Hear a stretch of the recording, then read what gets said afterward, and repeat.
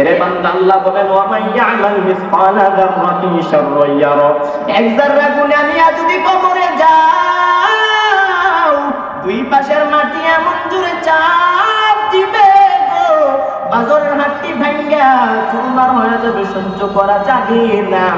অতএব বান্দা মৃত্যুবরণ তো একবার করাই লাগবে। কবরের সামান নিয়ে দুনিয়া থেকে বিদায় হতে পারলা কিনা চিন্তা করে দেখো। দুনিয়ার মধ্যে 5 ওয়াক্ত নামাজ জামাতের সহিত আদায় করতে পারলা কিনা দেখো। দুনিয়ার মধ্যে নবীর আদর্শ মানতে পারলা কিনা দেখো। দুনিয়ার মধ্যে রাসূলের সম্পূর্ণ আদেশ মানতে পারলা কিনা দেখো। কোরআনের আইন মানতে পারলা কিনা দেখো। ইসলামী আন্দোলন করতে পারলা কিনা একটু দেখো রে বান্দা। এরে বান্দা, তোমার মধ্যে যদি এই আদর্শ না থাকে পরিপূর্ণ মুমিন হতে পারবা না। পরিপূর্ণ মুমিন বান্দা যদি হতে চাও 5 ওয়াক্ত নামাজ বা জামাতের সহিত আদায় করতে হবে। মৃত্যুর আগে জান্নাতের জন্য জান্নাতের সামান তুমি গুছাইতে হবে।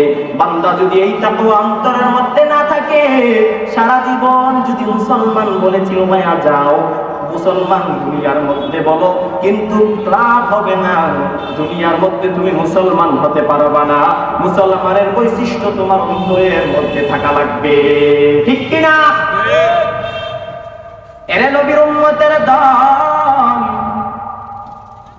দুনিয়ার জমিনের মধ্যে যদি মুসলমান হয়ে তুমি মৃত্যুবরণ করতে পারো, দুনিয়া ও আখিরাতে তুমি সফল হতে পারবা।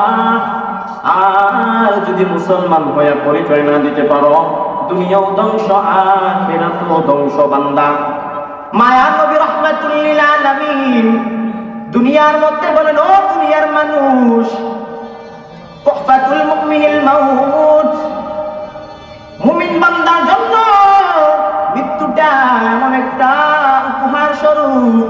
মুমিন বান্দা মৃত্যুকে কোনো ভয় পাইবে না। মৃত্যু যখন আসবে মুমিন বান্দা হাসি মুখে মৃত্যুবরণ করবে।